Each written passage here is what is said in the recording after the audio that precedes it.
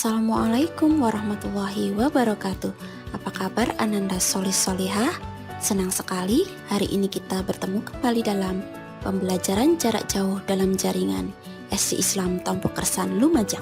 Bersama saya Ustadzah Anastasia Trihardini. Pada kesempatan kali ini kita akan mempelajari tema 6 subtema 3 ilmu pengetahuan sosial. Pada kesempatan kali ini kita akan mempelajari persebaran sumber daya alam di Indonesia.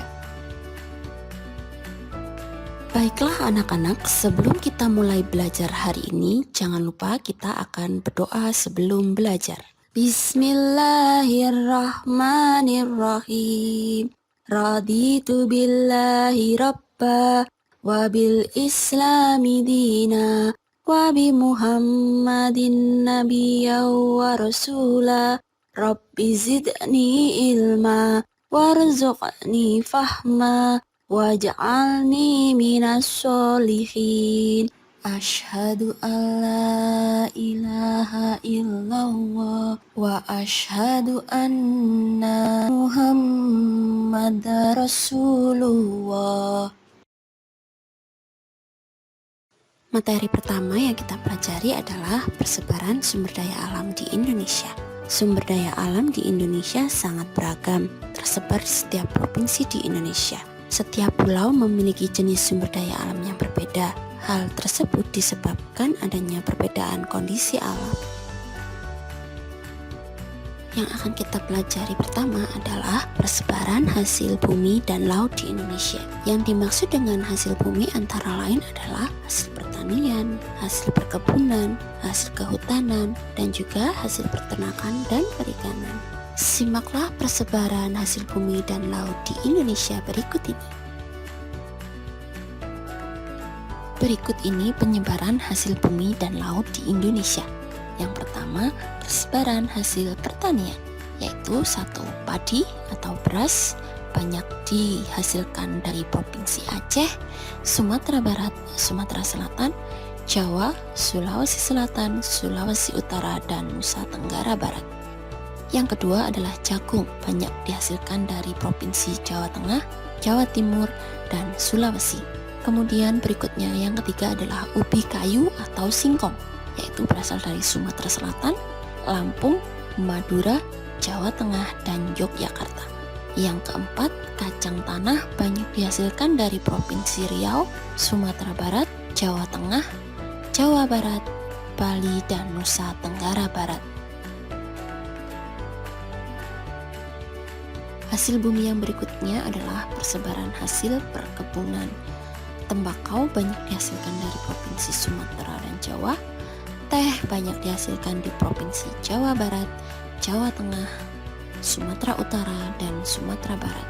Kopi banyak dihasilkan dari Jawa, Sumatera, Sulawesi, dan Nusa Tenggara Timur.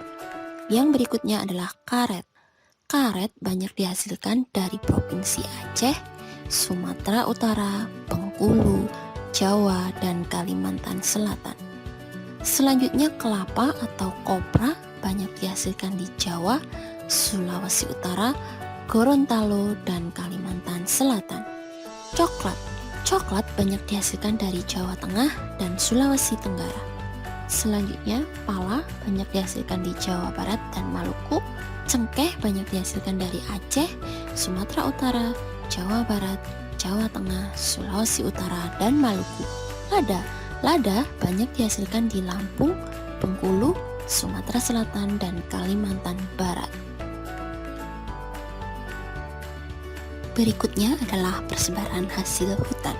Kayu keruing, kayu meranti, dan kayu damar terutama dihasilkan di daerah-daerah dengan hutan yang sangat luas, yaitu Kalimantan, Sulawesi, dan Papua. Sedangkan kayu cendana banyak dihasilkan di Nusa Tenggara Timur. Rotan banyak dihasilkan di Kalimantan, Sumatera Barat, Sumatera Utara, dan Maluku. Kemudian yang keempat adalah persebaran peternakan dan perikanan. Ternak sapi banyak dijumpai di Sumatera, Jawa, Madura, Bali, dan NTB, terutama di daerah Lombok dan Sumbawa. Ternak kuda juga banyak dijumpai di Nusa Tenggara Timur yaitu di Pulau Sumba serta di Sumatera Barat. Budidaya udang dan ikan bandeng banyak dijumpai di pantai utara Jawa, Sumatera, dan Sulawesi. Tiram dan mutiara banyak dibudidayakan di Bali, Maluku, dan Papua. Selanjutnya, Ustadzah akan menjelaskan penyebaran sumber daya tambang di Indonesia. Seperti yang sudah Ustadzah katakan tadi, sumber daya alam di Indonesia beraneka ragam. Salah satunya adalah sumber daya tambang. Sumber daya tambang merupakan sumber daya alam yang tidak dapat diperbarui. Sumber daya tambang biasanya dimanfaatkan untuk kegiatan industri dan kebutuhan rumah tangga. Berikut ini adalah penyebaran hasil tambang di Indonesia. Yang pertama, minyak bumi.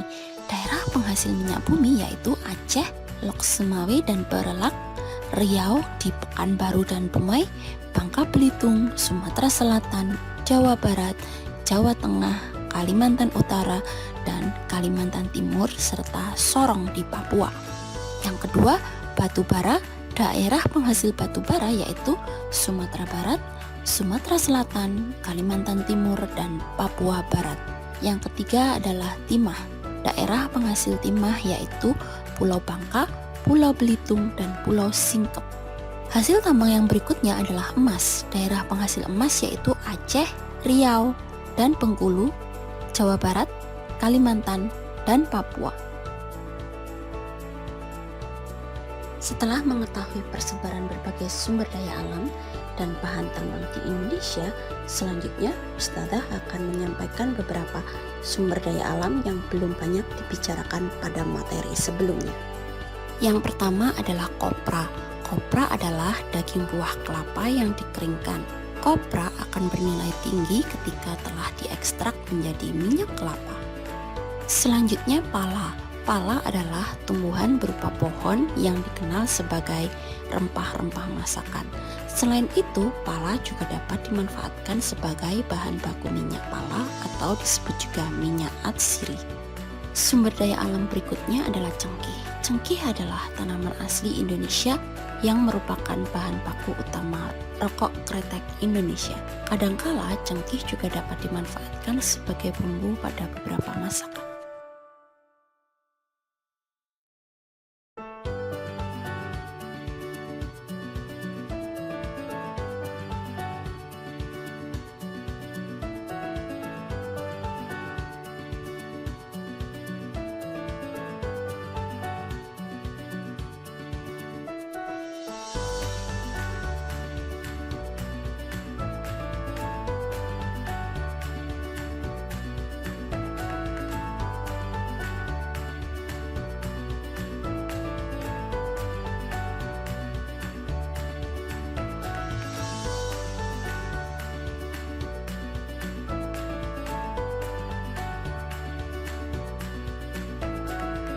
Dari dua peta persebaran sumber daya alam dan hasil tambang tersebut dapat kita lihat bahwa Indonesia mempunyai kekayaan yang sangat beragam.